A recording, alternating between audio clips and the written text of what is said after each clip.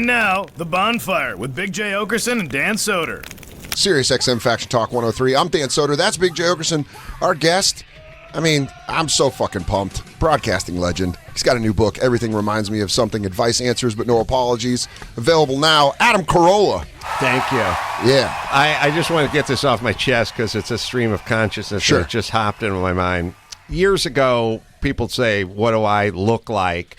And Jimmy would say, Pete Sampras with Down syndrome. Yeah. And I couldn't argue with it. Yeah. You know what I mean? I just couldn't. And neither did anyone else. But Justin Bieber with a little bit of Down syndrome. That is... See, people don't add Down syndrome. Yeah. They instead they go, looks kind of cross between this guy and that. No, just a little Down syndrome. I'm the future Bieber if he had Downs. If he could live on his own. DJ Lou looks like his twin brother with Down syndrome. Yeah. No, wait. Was it Bieber? What'd I say? Justin Timberlake. Oh, Timberlake. I'll take Timberlake. I'll take Downs Timberlake any day. Downs Timberlake. Fucking A. That's solid. Yeah. I would have taken the Bieber one, too. You ever see that guy's pig? It's nice. Bieber's hot, but okay. Yeah. Justin Timberlake with just a little that's spectrum. The nicest one. Not full blown. Artie Lang You're used functioning. to... Functional. Artie Lang used to say I look like the forgotten Manning brother.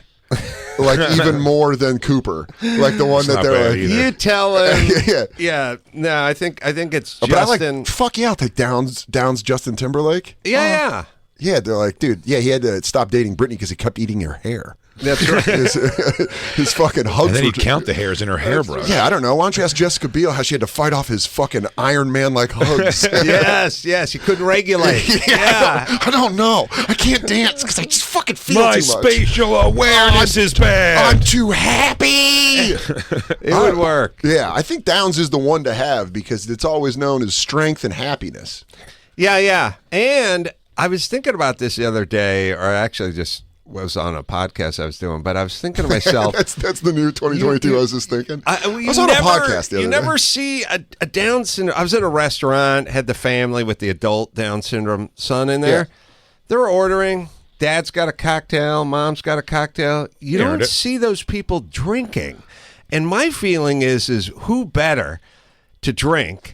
You know what I mean? First off, you're not driving everyone home. No. You know, there's no designated You're driver. also going to enjoy the reruns of Peppa Pig when you get home way more. And you're not flying commercial airliners. Like, there's no testing. No responsibility. Society doesn't really ask much. Also, you could correct it. You don't know. Maybe fucking 7 strong cocktails and you're up to like... You know, I saw an episode of Gilligan's Island where he got hit on the head with a coconut Yeah. and he lost his memory, and the only thing that brought it back was another hit on the head with a coconut, and maybe it would start correcting the syndrome. You go, you put a half a bottle of Bacardi in this kid, he actually starts making sense. Or how you deep- become the greatest, funnest guy at the bar. I wonder how deep in the medical science they got before they figured out the first thing to try wasn't like doing it again and see if it fixes anything. They go, a simple thump to the head should correct this man's silly brain. Yeah, it was like my TV set growing up. Like if it started walking on you, just whack Yeah, it just on the hit it. I side. think they still electrocute your brain as part of a way to, like, quote unquote, help people. Yeah, I think Oh that- yeah, Electrotherapy electroshock still happens. therapy. but through alcohol therapy for people with Down syndrome. I just don't see him drink. I think Oh, I bet there's Christine. Look up drunk Down syndrome person. I bet it comes easily up. find it. I bet Also, that comes I up. think we're Well, that's the internet is unfair because there's always a few examples of something. I would say, by and large, as a group, they drink less than folks who are able-bodied, so to speak. I think it goes Down syndrome right above them, Jews, and then everyone else. Yeah, Jews are into pharmaceuticals. So we start They American Indian, we go Irish, and we dip a little too. You can even go like Japanese, they get down. No, but watch it. But the Japanese, Easy. the Japanese have an enzyme where they're like This is intolerant. really- No, this isn't eugenics. Like they get flush. Like they're not. They have it with dairy. But they can drink through it. So they just push through. Is that why? But then they get pushed through to where they're just naked businessmen in a town square joint. karaoke. Yeah. So I think, and now we're seeing depictions of drunken Down syndrome. There he people. is. Yeah, I would actually say I would disagree. I think I agree. I haven't seen it a lot, but I bet the Down syndrome people like drink a lot when they go home. if they don't have like a highly functional life. Yeah, I they bet don't drink just like kinda detectives though. They don't have No, like I think sad. I feel like it's Yoo-Hoos and Nehighs and grape It's all- sodas. it's all and stuff. silly drinks. It's just like stuff 9-year-olds like. But You when they know? Capri Suns, I bet when they get go, no, "I you don't give a kid with anyone on the spectrum a Capri Sun. Trying to get that straw in that bag will fucking. I don't let's put think 'em in the they're hospital. drinking IPAs because that's not yummy. Yeah, You know it's what I too mean? hoppy. That's bitter adult weird Yeah, beverage they stuff. probably want like spicy water, as they call it. I like think probably they're going Bud like Light. daiquiri or maybe some of Snoop's like cotton candy flavored vodka or something. You know, Yeah. it's got flavor to it. I think the rule would be if you have it on a Mexican vacation, it's Yes. perfect. It's right in the palate of people with Down syndrome. Absolutely. Well, I mean, do you remember the movie The Other Sister? Yeah. How hilarious and adorable it is when a mentally challenged person gets blasted. Oh, so they start singing, they start mouthing the words that don't exist to marching band music. Oh, that was so great. Yeah. What was he going? He's like 15 cannons. But what if it happens? What if they go too far in and then you got to have a sit down? I don't think they understand. Yeah. That And they it's a would problem. probably love an intervention. Like all their family and all their friends show up. They're like, what are you doing here? We're never one have any- pinata away from the best day of my life. He goes, what are you doing here? And they're like sad with letters. You It's can't the- do it's the the voice. easiest- You can't. Across the line. It's the easiest. It's the easiest intervention to get the person who's being intervened on to sit down for. Oh, my God. They All you- can't believe it. He goes, what? Yeah. Nice. He goes, there's a pie in there. And he goes, okay. Right. Yeah, Pie easy and to beer. intervene. Easy to If intervene. it gets out of hand. But it probably won't. Yeah, but then it's like fucking Hulk with Loki if they go mad. Oh, that's right. I can take you up and toss you through a wall. Start ripping a family Once apart. in a while, like in the running of the bulls, you see one chops over the fence and gets out and just starts mowing people down, and people are getting hung by their Dude, pants yeah. on it. Tim, like- Tim, Tim, Tim, Tim, Tim, It's Tim, like- Tim. and if you just hear the audio, it's like the end of Grizzly Man, where he's like, no. That's why I would always show up to a Down syndrome intervention with a flask of like, peppermint schnapps or Sure. something, and I could hold it out like it's an Yeah. offering. You know what I mean? Like, and I see where you're going with that, but I think at that point they're too riled up. You need road flares like T-Rex in Jurassic Park. yeah. You need to be like, over here. You got to really get their attention. And he turns. it's kind of weird that road flares still exist in 2022. You Like, could be an electronic. there's been a horrible accident. The fuel tank's punctured. There's 6 cars. Why don't you get a stick with fire in it? Make sure it can roll. Like, it can't be square. Yeah. A wind has to knock it under the semi-truck. That's like, we'll take all these sticks with fire in them. We'll just spread them around the accident. There's no edges at all on a No flare. edges, and every time a car buzzes by, they roll another 18 feet toward the dry brush on the side of the freeway. And they're not like easy to put out. You can't just like turn it No. upside down and it puts out. It's fucking holding that flare. Yeah. Oh, man. I use Roman candles for flares, so it really puts on a nice show. I want to know statistically Down syndrome with drinking. I feel like it's Under far. 5. Under 5%. No. Drinking problems? I bet it's significantly higher than that. Well, first things first, a lot of them aren't really in charge of their booze destiny. They So have then to it's go- like getting your little brother drunk. you're saying to like your mom, as long as you're going for the, snack wells, could you pick me up a handle of vodka too? And she's probably not going to do it. Yeah, the shopping cart shopping for an alcoholic Down syndrome. They're like the plus size family pack of Gushers and the handle of Bartons. I need a roll of styrofoam to put on the sharp edges of my furniture, and Oh, a newborn? yeah, You know, and some Captain Morgan's, please. I like the spices. dude, yeah, just fueling up someone with Downs and then being like, this is either going to be real fun or real dangerous. But I bet, Christine, you have any statistics on that? I'm looking. I don't even think they keep stats on it. I got a laminate in my car, but it's back in L.A., so It's like one of those. It's like one of those tipping. blackjack cards. I use it for tipping at restaurants. You're going to be surprised because autism is all the way up here on the alcoholism thing. Down syndrome all the way down here. Yeah, when you got nothing else going on. Like your nights are lonely, especially if you're mentally challenged and also understand that you get horny and can't really satiate that in any way. I can see drinking away that pain on a nightly basis for sure. I could see where the booze and the horny intersection was problematic. Oh, for fucking the hey, parents. And, That's a road yeah. flare rolling into a tank of gas. Yeah. That's probably a good What, reason. a hot sister and a Down syndrome drunk brother downstairs? I'm just going to tell you right now, that's not Brazzers. That's more of a nightmare. Did you see the Taboo series? Quite enlightening. Yeah, Kay Parker was like, it was never supposed to evolve to this. You're pretty. Yeah. Okay, get out of here. I'm taking a shower, goddammit. God damn it, your hands are strong like a gorilla. What I learned from the Taboo porn series is you'd have a difficult time eating your sister's pussy if you just talked to her about it. But if you snuck up on her, about already 5 happening. seconds in and she looked down, she'd kind of go like, oh, okay. The first time I Well, saw... my brother's already eating my pussy. Might as well finish. We're eating the Right. shit for this anyway. Yeah, dude, we're already... Well, that's like... now you start seeing... Did you see the Ricky Martin shit that happened? Oh, yeah.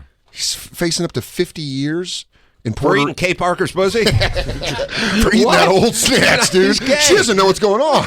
This guy doesn't even enjoy it. No, Ricky Martin was having a relationship with his nephew and got into a domestic dispute. It's incest, plus he's facing 50 Tio years. Ricky, he's no right. Yeah, we can't do this. You are at my... Tio Ricky. Hey, listen, babito. Yeah, your dad told me to come by. This would be cool. But they were in like a relationship, I think. Yeah, so it's fine. And that's where I say the damage that Taboo did. Yeah. It made this kind of thing okay. Wow, this is like stepbrother, He's not gonna, stepmother porn. He's not going to last long in prison. That's La Vida Loca. Yeah. Oh, no, yeah, he is. He'll find his market, and then he's going to play to them. Oh my God, dude! The Latin Kings are like, Yeah. we're getting the hottest You bitch go in be the game. You go be yeah. a nice smooth boy butt for one gang. You're theirs, and they will protect you. Oh my God, dude! He's You gonna should do license plate frames or bumper stickers, because that's profound. What you just said. He's my Jack Handy. He just comes up with sayings where you're like, that does Wow. work. So he. All right. Wait a minute. What's illegal? He had incest with his 21-year-old nephew. It ended a 7-month relationship. Oh, two kids, And never had a apparently, chance. the nephew broke up with him. Old Uncle Ricky didn't take it well and beat him up. Wow. Is that what happened? He's getting like domestic Oh, abuse wasn't he just got charges. caught? He got beating up. Yeah, he like Domestic abuse. domestic abuse. And now he's facing, in Puerto Rico, apparently like incest is, they're not cool with it. Really? They're not that. So tight over there. Oh, look who stepped into the 21st century, Puerto Rico. Okay. yeah. Okay. Why don't you open up your mind? Yeah. So it's not celebrated like it is here in the States. Yeah. South of the Mason-Dixon line, really built up. Is incest with the nephew though like a little light? You know what I mean? It's not sister. It's Yeah. not Kay Parker. Is it his it's not sister's Junior. kid? I don't know. Or is it his That brother's I don't kid? know. That's a big question. If it's your brother's kid, them's his fighting words. Do Well, they? You unless think that Puerto one's gay, Rico too. sort of adds a few years for gay? Yeah. Yes. Like if it's a dude and a young chick, not Yeah, so much. You probably have to do like you have to do a confession. Like they're still that like religious, where they're like, no. Right. You've tainted the blood of Christ. I'm from L.A., so we have Mexicans, but we don't have Puerto Ricans, so I don't know a lot about the culture. We have when you're doing stamp, though, we did find out, though, if you just switch in each coast to that thing, it'll play the same. Just say that thing. Yeah, it's really just like Anything I would say Puerto Rican, and when I go to LA, I just go Mexican, and then fill in the blank. Right, there. whatever They're you like, say. oh, yeah, we get it. Oh, yeah. Yeah. But as Yeah, someone that's that good. I lived in Arizona for 5 years, and the Mexicans here, for some reason, much smaller than the Mexicans in Arizona and California. Oh, really? Here? Yeah, when I worked in a restaurant, they were all tiny, and I was like, "Where's all the guys that are my size?" Maybe tiny they're- here? Yeah, And not in Arizona? no, man, I Arizona. always think they're I got tinier a where they have theory. to hide from the sun. I thought they have to be away from the sun. The smaller ones are more smuggleable, so they can travel further That's from true. the border, right? They The weigh 'em. rangy ones, Yeah, they go. We got to listen. We're dropping you off in Phoenix. they can't get that far without being Yeah. spotted. You're right. Best case, you got These New York Disney. ones, you can get a baker's dozen in a U-Haul. Easy. You can pop them open. They're travel size. They're like Tic Tacs. Do you think that's how the coyotes look at them? I think it's based on like like at Disneyland where they have Yeah. Mickey's arm sticking out. It's like, all right, you're going to the East Coast. you're Hey, going to- stretch.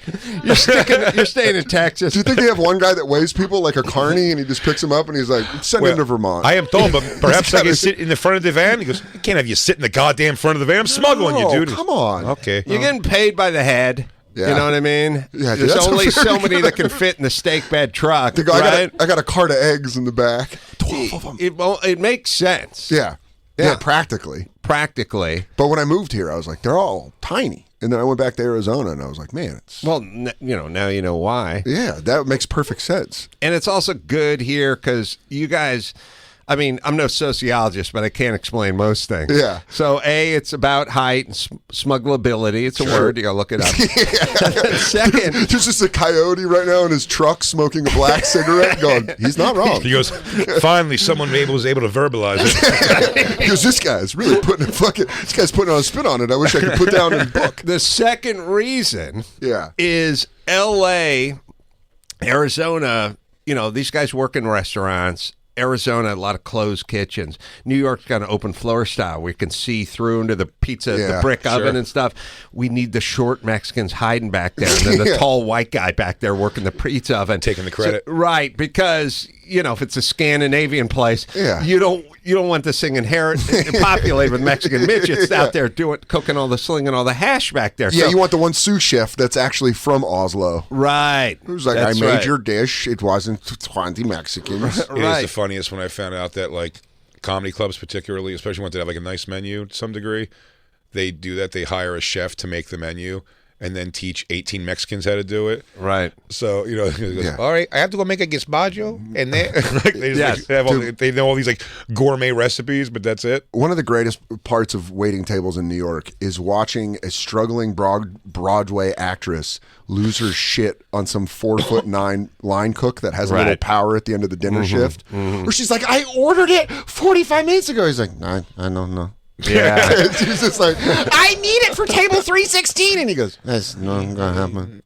I did my best. Yeah. And she's like, Enrique won't make it. He won't fire the dish. And you're like, this guy's been waiting for this power since he got fucking smuggled here with 12 ever other since small that guys. 29-hour van ride. Where they gave him 2 bottles of Avion and were like, just hold on. Listen, La Blanca, I don't have it. Dude, watching struggling actors when you wait tables in New York, more than like L.A., it's everyone's in the business. But New York, everyone specifically, like I was a comic and there was a couple people that did other stuff, but they were mostly Broadway. And that's a different kind of actor than L.A. Because L.A., they're like car dealer. They're like, they want to schmooze you and be like, let's work together. I gotta say though, most everyone I was at, the Groundlings, Acme Theater, stand up, whatever, they were all waiters and waitresses because that was sort of the job. But I work construction, and construction, I dug ditches, demoed out stucco, we crawled under buildings and dug footings with a coffee can and shit, like really dirty, grimy stuff. But if there's 3 of them and me, they'll talk about how backbreaking and difficult and grueling waiting tables is. And they'll go, oh, you with your roto hammer busting out your footings. Have you ever had a guy whose nachos were so specific there wasn't enough room in a steno pad to get it all? And don't be started on drink orders. And when they have the numbers on you? They would gang up. Yeah. They'd tell you about how, and I'd be like, I didn't work with a soul. I worked alone. You'd be up on a roof stripping the tar for 9 hours, and they'd go, you didn't have to deal with people. Like, that was their You weren't in Vietnam, man. Their biggest argument was they had to deal with people who wanted shit from them. Yeah. That's kind of the job. People show up they were and mad tell you to get stuff. They were mad for having to wait on people? They didn't like people. They didn't like being, like, ordered around. They didn't like bossy people. It's a specific kind of shit you got to learn how to eat. But I would say you have air conditioning. Like, that's the Mason-Dixon line. Like, people who work in the South at chicken rendering plants and stuff. It's not a lot of cool air blowing into that. Air conditioning, when you work outside and you work tough jobs, like the kind of weather it's out there now and you're on the road crew or whatever, just the air conditioning alone is reason enough to want to head inside. One of my favorite things that Adam used to do on Loveline was when you had a guest on that kind of did some work or whatever, that would work with their hands, you would always test them in a funny way when they'd be like... They never knew. They never knew. He'd be like, what kind of screw do you use on that? You're framing a door. What kind of screw do you use on that? And they'd be like... They would come in and be like, I like tools. And you'd watch Adam just walk them down. It was Ty Pennington from... Extreme Home Makeover? Yeah. And Adam's like a guy who's done everything, and so you're listening to him and you're like, he knows what he's talking about. I knew that guy was a fraud like day one, and And what happened? Okay, the reason there He was looks like the singer for the Goo Goo Dolls. It never made sense to me. He was like the man's man taking the house there was apart. bad blood because they called me in to like audition for it. Like, you're going to host this show. Because I legitimately was a journeyman carpenter, and then I was a comedian. So it's like I was the only guy that had the... I heard you read your income, the Social Security income thing on the air several times. It's one of my favorite things. He fucking jerks off to Rascal Flatts CDs. Oh, my God. Dude, he's still got a flavor saver in 2022. So he was... So I went in there, and they were like, oh, man, we got this guy already. He's leading, but we want you to be part of his crew. And I said, I thought I was auditioning to host the show. No, he needs a crew. His name is Ty Penny. He's the funniest guy, and he's a great carpenter. He's an expert carpenter. What did you take more offense to? He's hilarious or he's the expert carpenter? I was like, he may be one or he may be the other, but he's not both. Yeah. Nobody has a real skilled journeyman carpenter type skill and is super funny, except for me. I'm the only guy that does that. And they're like, no, he's super funny. And I just passed on the show, and he came on Loveline like 5 years later. Yeah. And I asked him a couple of questions. And the thing about carpentry is, people go, oh, it's handy, but it's really... You have to know code, like a nailing schedule on shear wall. I know what the schedule is in the field, on the seams, doing layout, 2x4, 16 on center, 24 on center. Like, it's just a bunch of codes that you're talking in a thing that Jay and I No, I know for sure, but explain it to Dan. Oh, we both grew up without dads. Doorways in residential houses Dan doesn't know shit about framing are nails. 6'8". 80 inches, 6'8". So feel sorry for any guy who's 6'9", because he has to duck in every residential house.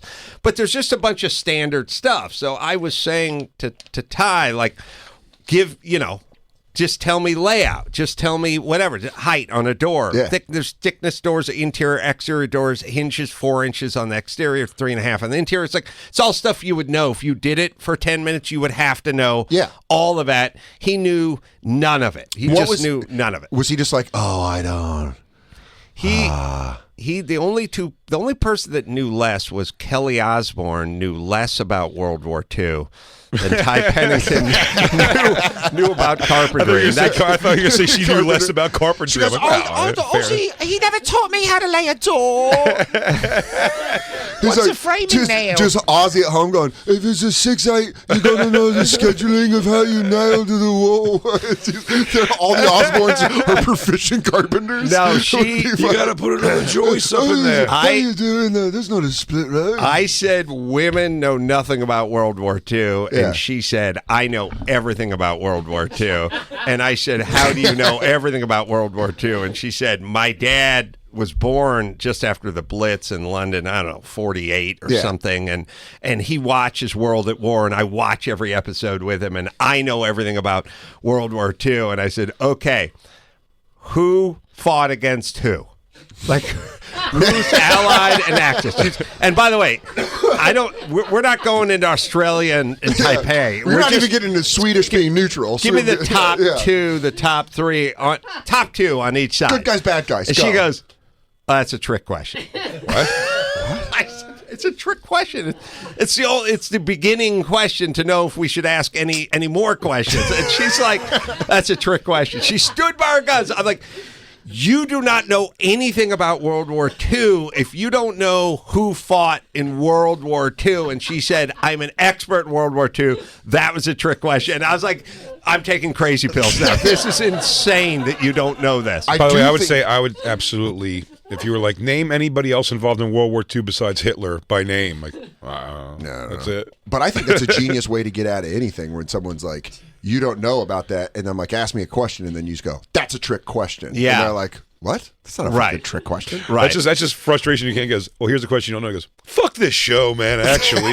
But it's like going, I'm an expert on the NFL. Okay, who's Walter Payton? Okay, if you're going to go for some deep cut, for some obscure guy who never played it down in the league. No one even who knows was who cut that from is. the practice spot. Yeah, that's a trick question. No, one of the trick funniest question. things ever, a friend of ours and their girlfriend been together for a while, and we were talking about, I was like saying how like Christine's picking up football a little bit over the last few years, but like I have to kind of re-explain the sport almost every year. Like someone with Downs and alcoholism, slowly picking it up. Still waiting for those numbers. Dude, this made me laugh so hard because he wouldn't let it go. Our buddy's girlfriend goes, oh, no, I actually know football, like, quite well. And there's him going, quite well? Like, he just couldn't believe she said that. Yeah. And I think the first thing was just like, how many points is a touchdown? I think she was like, 7. He's like, quite well. You say you know. That's right. Okay. All right. All right, you're already off. Yeah. And then it's like, and also the follow-up thing goes, oh no, it's 6, because then there's like the kicky thing. And you're like, that doesn't help. Yeah. But what would be That doesn't great, help quite well. what would be great about that is if she like had a bonehead answer on that, and she's like, in the kicky thing, and she goes, now you're talking to soft cover 2. You're looking at corners. You're looking at corners dropping back. You got a guy reading half the field. You got to look at the middle She linebacker's goes, eyes. if that mic is not in hook to curl, whole thing's off. Whole thing's off. Stud and Baker there to shut the window. She goes, now, I don't know if you're looking at the 4th position, but if you have them stunting on the line, you're breaking through. Now, with the kicky thing, it is worth 1 point. You know where you can kind of tell the Mason Dixon on Do We Know Football is calling the center the hiker. Yeah, that's... If you hear hiker... Or anybody that's juiced about him touching his butt. Where they're like, does he have to touch his butt every play? And you're like, Yeah. you don't follow this sport. Or at they all. think they've arrived with an original homophobic joke about him, tight end. Wide receiver. That's never been done. Somebody should, maybe it's been done, someone should write like an explanation of football for chicks, like Cliff Notes, because there's got to be a better way. I'm so bad at trying to explain when you get beyond 10 yards, Yeah. it's 1st and 10 there. Yeah, they And should. then, like, if you get like 15 yards, you know what I mean? And then it's like, it turns over again to a first. It's just like, it's very hard to see that it keeps resetting. That's what I seem to have a hard time explaining. They should come up with that for women, and then for men explaining all the Real Housewives, like that kind of like like a printout tat. sheet, like a printout sheet where you're like, okay, we don't like her because she did this, and then this wife did this. Got it. The other tell is when you're watching, male or female, and the stripe that's imposed on the field for the first down, they think is painted on, and they're like, how do they know if it isn't 10 yards every time? How do they know from where to put the stripe in advance? Like, there's always that. There also should be some technology involved in that at this point to make to make a first down never have to be measured anymore. It's well, they have a chain I crew. want to take a turn for the racial here, but it's like 4th down. It's a yard and a half. There's a minute and a half left. They're going to go for it because they're just outside of field goal range. If they don't convert it, game over, no playoffs, blah, blah, blah. And so we have to go back and look in slow motion to see if the guys move the pile or push the ball forward or whatever. The ball's the exact same color as the dude's forearm. Yeah. And the guy's got a big forearm with the exact same color ball in it. And it's like you're showing it again like it's in the scrum. I can't see the tip of the ball. Becomes subjective. Either make the ball a different color or these guys got to wear like some pretty high gloves. Or all the players should be white. You heard it here first, everybody. Adam Carolla wants an all-white NFL. if they want a lot of field goal kicking on that one. Rousing game of 9-3. Didn't Lamar Jackson do that recently on the Ravens? He wore like a white sleeve on his arm. Probably. And then they put it forward, and they were like, "Oh, that's a good." And then they like you killed can whoever see it said now, was like, 'cause "That's a good idea." It's hard to pick out. I feel like there has to be a technology that can say if the ball has crossed that point of the field. Like a sensor. Yeah. I mean, we're gonna get there. I mean, it's got to be here. What's crazy we is- don't have flying cars, Yeah, I mean, for real. so I think we could at least have no we necessary. could do it. I mean, we could do it like we could do baseball. We could do strike it like an actual strike like versus build an them. umpire. Yeah. Well, human error is part of what sports is, but And but not in kinda- not in the. I always feel not in like the refereeing though. That sucks that a referee can like change a game completely. I mean, you look at that. When was that NFC Championship game a couple of years ago? That pass interference call that ended Rams. that cost them the game, and you're like, that's fucking insane. Yeah. That's a human error that you could just watch back and be like, oh, I was wrong.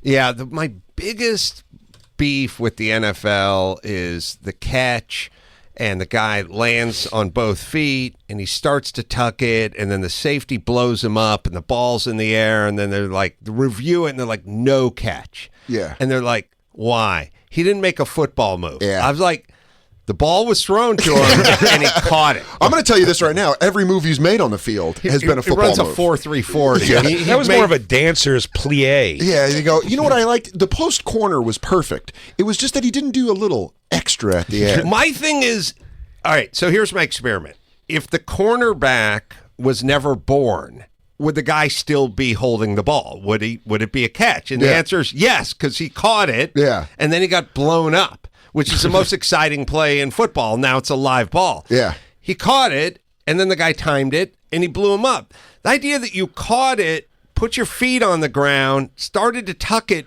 but didn't strike the Heisman pose. Yeah. You have to find out if he goes, I then started thinking about going left, which was pretty important. So we're going to have to sit down with a deep interview and see what this guy was thinking at that moment that he lost half his brain cells because that hit was so hard. The ball was thrown at 40 miles an hour. You reached up, you caught it with both hands, Then got and now crushed. you started to tuck it in and got crushed. That is the ultimate illustration of a football move. Well, now they're doing it with all these rules to protect the quarterback or protect the wide receivers, where you're getting guys that are their whole life is trying to get past this fucking mountain of a man and tackle this quarterback, and now they're having to stop and tackle him specifically in a way where they're like, he hit the quarterback too hard. Right. They hit, like Nick Bosa had a couple sacks last year where they're like, he was too mean. We're going to flag him for that. Yeah, there's some bad ones. Your favorite sport, if I'm correct, boxing?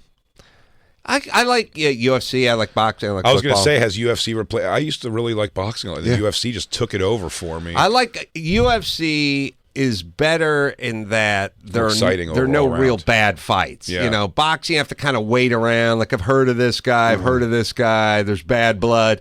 UFC could be deep undercut, whatever. Yeah, it's an amazing undercard, and it's like UFC is like chicks in front of a bar fighting. Like, is there a bad one? It's like, I'm not going anywhere. I'm not getting into the Uber till somebody's extensions get pulled off. My old roommate, if you want to get into boxing, live with an older Italian man. I lived with Mike Vecchione, and I would come home and he would be watching. He was so into boxing, he'd be watching like Triple G's interviews from gyms. So it's just on YouTube. So you walk in and you think he's watching like ISIS videos. Right. Because it's just like screaming in a language I don't understand. And he's like, Triple G's getting ready for this fight. He's pretty good. And you're like, this isn't mainstream at all. Boxing used to be the thing. I know. And then now it's like you got to go watch weird YouTube videos to get caught up on who's good. I don't even know if Gennady Golovkin's They're fighting. they're supposed to fight. He's fighting Canelo Alvarez again. Oh, really? I think they're doing a third match. Yeah. I got out of boxing around Zab Judah time. Yeah, he ruled. It is kind of a thing where if you look at boxing versus martial arts or mixed martial arts or UFC or whatever, it's just kind of more of the same. It's like, you like fries? Yeah. You like chili on your fries? Yeah. You want some cheese on that? I do. Okay. You want some jalapeno? Keep going. Yeah. We'll have more of what I like about fries. Joe List had this great joke that he did for a while where he was like, UFC is like they watched the WWF and they were like, we're just going to do that for real. And Right. everyone was like, oh shit, they're actually doing this for real. Yeah. It's wild. Such a wild thing. Anytime I interview or talk to like those UFC guys, he said Mickey Gall on Skanks last week, and like I see him, he's he's a friend at this point. Yeah, like I know him pretty well, and you still can't get my idea around my brain around the idea that at some point he walks down a thing to like fight a guy who's as trained as him, if not more, or something. You know what I mean? Like, it's such a weird. Boxing was scary also, but like. Yeah. Like with the gloves and everything, it's just not quite. Unless you're getting like there's those devastating like young Mike Tysons, where gloves meant nothing, Right. almost. Yeah. But for the most part, like it's not. I mean, I know over the long term, it's like more damage because it goes longer. They say, where that argument is, but like. But yeah, man, fucking UFC is so much more. Well, yeah. Although I think the UFC science isn't in on UFC, and the years are coming for that because they're always like, it's not as dangerous in the long term. He goes, maybe it is. Yeah, the I don't know if it's not good for you. The UFC's a lot more exciting in that when you'd watch fights and you'd see the first couple of rounds and you'd be like, oh, Larry Holmes is on his game and his jab's working, and this guy's got no answer for his jab. Tex Cobb's got no answer for Larry Holmes or whatever. It's like, it's going to be a long night. Yeah. Tex Cobb's going to eat jabs and crosses for the rest of the night. And it usually kind of goes down that path. It's almost like a football game, or like when the Patriots are at the height of their powers, and they're playing the Colts and they score the first 3 times, they get the ball and the Colts kick a field goal or something, like there's nothing they're going to do. Yeah, we're just going to watch them turn down the clock. UFC is that guy's eating jabs. That guy's on his back now. He's now got him. He's got his legs up on. He's doing an armbar. There's so many ways to lose. Yeah, and it's somebody also the females, like the female UFC is actually legitimately like a good watch and entertaining a lot of the times. And like female boxing was, I mean, you're already putting those feather fists and now into a big glove. No one's going down ever. Right. I'd rather watch a slap fight between children. It's insanely long and boring. Is there any girl boxing that wasn't a decision? Has it ever happened? Also, just now with like when you see fighters and you're just like, they know how to do so many things, because UFC originally was like style versus style, and now everybody's just fucking shit up. Everybody could choke you out or beat the shit out of you. I do miss that. It is a ninja versus a sumo wrestler. Yeah, it is the mix. Yeah, it used to be that guy's kickboxing. You'd be great. able to do that guy's Greco-Roman or whatever, and you could kind of see. Do you remember the which boxer style. that wore one glove? Yes. Keith, isn't it the Keith whatever guy? Like UFC 1 and he just has one glove on. You're like, that's so fucked up. This guy has to fight with a glove on. He doesn't have to. He chose to. Yeah, everything at that time was you could chose to do it. You could wear a gi, not a gi. Yeah. You could wear whatever you wanted. Yeah. He chose a boxing glove. There for was some a reason. there was a Canadian guy, possibly my favorite guy of all time, just white trash, wore a cutoff shirt and karate pants, and just fought like a son of a bitch. That's the Keith whatever guy, Yeah, right? Keith, You want to kick he kicked the sumo wrestler. And No, that's stuff. a different guy. That was a guy who had a shaved head. This guy was like that's not what I'm thinking of. I know you're talking UFC 3. He had a mullet. And he would just fucking elbow, and he would hit in a way like he'd fight like a child, like a giant child. He was like your karate teacher that would try to fuck your mom, even though she's still with your dad.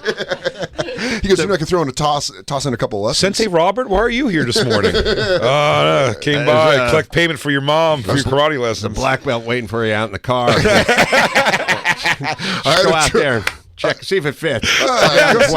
Hey, champ, I was bringing your black belt over. I was complimenting your windmill style to your mom. She says you're really progressing. I was talking about the way you cry whenever you get hit slightly is actually pretty awesome. I got some technique for your mom called jacks on, jacks off.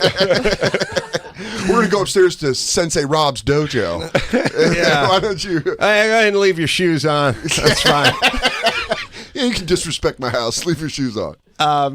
The best thing I ever saw in the UFC is I hate guys with long straight hair and ponytails because I'm kind of jealous, like from junior high. Sure. Yeah. And there's a guy who had that long blonde. It looked like G.E. Smith, the band leader from SNL. You know, and G. Smith in the Saturday Night Live came band. up there with this big blonde ponytail back before they had rules, and the guy fought just grabbed that thing like a fucking piece of Samsonite handle, just grabbed it with one hand and he never let go. Like imagine you're fighting with a handle on your head. That's every girl fight. A handle, and he just grabbed it with one hand and just started throwing knees while he just took the ponytail, and it was like I was like every bad day I ever had in junior high for being called like Jufro or Brillo head or anything at all. I wept openly. Like it was like so cathartic. Finally. Kill him. I have my champion. Kill him. Finally have my champion. Yeah, it was awesome. Oh, that's fucking hilarious. We got to take another break. Okay. Adam Carolla's new book, Everything Reminds Me of Something, Advice, Answers, but No Apologies, available now at adamcarolla.com. And now, back to the Bonfire with Big J. Okerson and Dan Soder. Welcome back to the Bonfire, Sirius XM, Faction Talk 103. I'm Dan Soder. That's Big J. Okerson. Our guest, Adam Carolla, hanging out. Been awesome to have you on the show. We were talking off air. I had to bring up the fact that I board opped Loveline. And that's got to be a point with people where you're like, do you get sick of it ever? You're like, I get it. You board up Loveline. No, in a way when I do interviews or I talk to people and they go, he did this doc and that movie and he hosted this and created Crank Yankers or whatever, I kind of sit and listen and go, oh, that's cool. Yeah. That's cool. That was me. Like it all feels like a dream from a million years ago. Yeah. And in a way it exists, but it doesn't exist because it's kind of all in the ether. It's not reruns of Friends or The Office or something. Sure. It's just you talked, it went into the ether, went to someone's ears. So the only real chance to like mark it in territory or in history is your young ears remembering it. Oh, dude, you know what I mean? You know, Jay, we were both talking about how Jay would drive up to New York from Philly and catch the first half and then drive back and catch the second half of Loveline. And I remember coming from open mics in Tucson, being late to KFMA, being like, "Can you start Loveline for me?" I got up late at the open mic and I'm fucking hurrying back. Do you have a guest that you hated the most on? I mean, there's got to be someone, and you didn't really have to hold back too. I mean, the show was like so well. Like if someone was a dick, you could tell them they were a dick, right? Were you like beholden to anybody? There were like bands, like random bands, like Blur and the Cowboy Junkies and some weird bands. What was it? The Darkness? I remember the Darkness. Yeah, did like one call and they're like, "We're not certified to do this. We need to leave." They would get up and leave and stuff. And I was always hoping they would leave because it was just like more mic time for me. I wasn't interested in their stupid bands. You know, I hated the guests, you know? Yeah. So like I would have things like, God, I'm thinking, oh, what's his name? The guy killed himself from like Soundgarden. Or Chris Cornell. Yeah, was it? No, it was before Chris Cornell. It was Linkin another, Park. No, it was another one of those Seattle grunge era. Lane Staley. Yeah, Lane Staley. Alice in Chains. Alice in Chains, right? Yeah. And so Alice in Chains, he kills himself. You know, Staley just kills himself, and then the lead guitarist, I can't think of his Jerry Cantrell. Jerry Cantrell. He comes on like a week later, and he's like, "I cannot talk about the suicide off the air," and I go, "All right." But I can't guarantee someone's not going to call in and ask about it. And he goes, "Well, then I'm out." And I'm like, "Okay." And he's like, "No, if somebody calls and brings it up," I go, "Well, I can't control that. Yeah. So if they do, then you're out. So why don't you just be out, you know?" Yeah, also, they're definitely going to. It's a week after. And I just went, I completely respect what you're saying. I can't control it. They're going to say they have a question about, you know, breast milk, and then they're going to ask about the suicide of the lead singer. So I can't control it. I respect you. You may leave. And he's like, "Okay, I'll do it." And the guy comes in, and I hated it because for me it was just I wanted all the mic time I could get, and I didn't want to share it with the bands. And also a guy who barely wanted to be there. There was a lot of there was a fair amount of Why that. was he doing press at that time? That's a weird time to do press. He was working for 1-800-Flowers at the time, and they forced him to go out. It's contractually it's obliged. fucking Valentine's Day in a week, right. and we got to peddle some roses, motherfucker. Yeah. Get the fuck out there. I can't remember why he was there, but he was there, and he didn't want to talk about. So life goes on, but don't ask me about it. Right. Anyways, well, I wrote that song. I'd rather not say. Yeah. Just doing that, just curbing. Pete what you Davidson did. be like, "I'll call you not ask anything about Kim Kardashian." I can't talk about a big old butt if you guys have me on your radio show. I don't. Hey, what's your butt like? It was like it'd be like Monica Lewinsky can come on, but only if you talk about her handbags. It's like, What are we gonna do? I you know what I say to people all the time? It's more distracting. Yeah. I go, now what's the difference between a clutch and a full blown purse? Take your time. Be honest. Walk me what's the through best- it. Really walk me through it. Is the best example of that always that classic, the Billy Bob Thornton? Oh, yeah, he's like, I don't want to talk about the acting. He's like, when you did the movie, whatever. He's like, "What did I say, man? Yeah, talk I about said the just country about band." the shitty music." Right.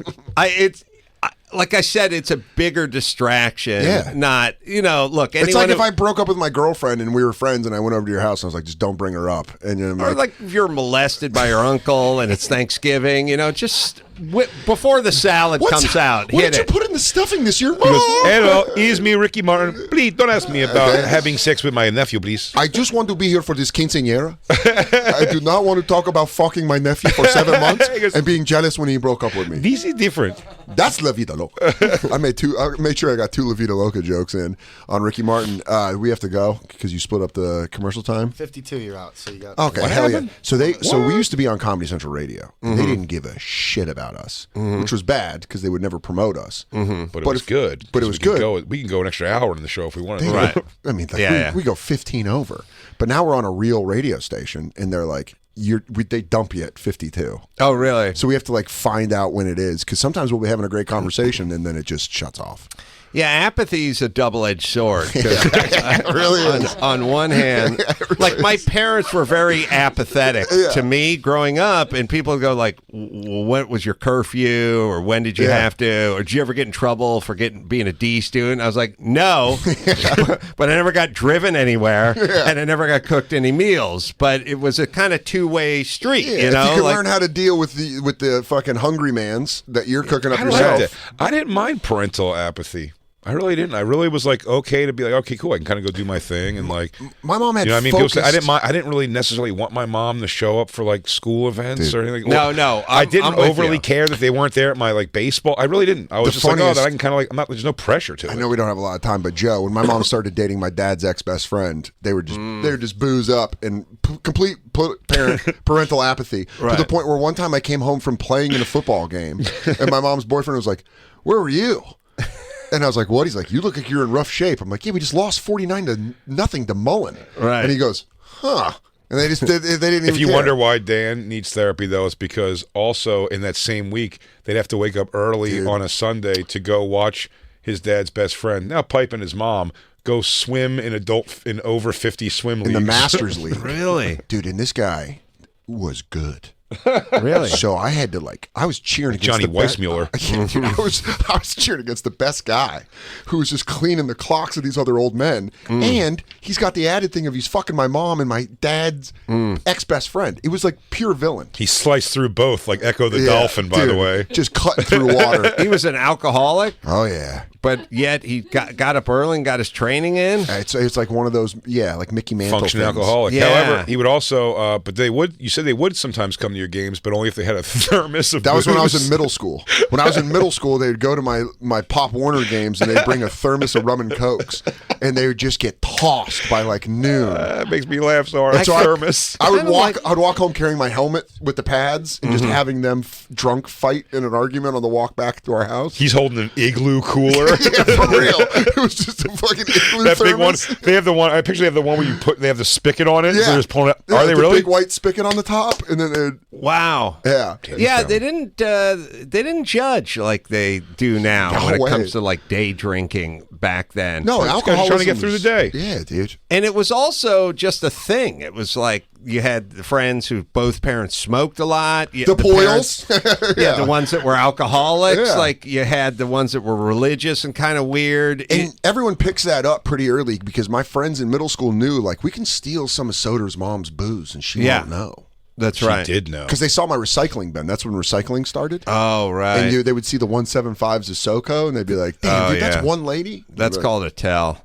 Yeah. That's what they call in the business a tell. like, you're really tipping your hand here, Trish. We should bring this full circle by getting a bunch of Down syndrome folks to do an intervention for your mom. Dude, watch her fucking clean their clocks, dude. Dude, that would be awesome just to have a bunch of. It would be Pick so up. adorable. She couldn't leave. It's like leaving a fucking room full of teddy He bears. goes, Right. Trish, you make Dan sad.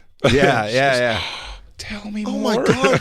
What else is going on? And he goes, I don't know. he just loves you and wants to hug you. I could tell you the weather from every day since I was born. Say a date. Yeah, do you want me to crack a walnut in my bare hand? Hey, Trish, watch this. Just fucking I feel like snaps you it. control electricity. Adam Carolla's new book, Everything Reminds Me of Something, Advice, Answers, But No Apologies, is available now at adamcarolla.com. You're a legend, Adam. I'm a huge fan. This was awesome to have you on the show. Oh, man, it was fun. Thanks. And he's going to be on Legion of Skanks. Just recorded an episode of that. That'll be out on Monday. BigJComedy.com. He's going to be hosting the Nasty Show at Just for Laughs at the end of the month. Go to BigJComedy.com for tickets. Yeah. Dan Soder going to be at Tacoma this weekend. Check it out, dansoder.com. We love you guys. We'll see Love you you tomorrow. all. Oh, Jacob, thanks for the wrong count. Cool. Good job, Jacob. Now we look like Jacob just did fucking 3, 2, assholes. 1, and then I'm over here bearing my soul to Adam, and then we're like, yeah, it'd be a good You hard made us out. look like an ass as a unit. You learned nothing from running the board. So. Oh my God, dude! Now I'm failed. Well, you guys know, as we always 10 say, seconds left, Jacob. Now it's 10. dansoder.com, Tacoma Comedy Guys, Club. remember to always follow the light of Jesus Christ.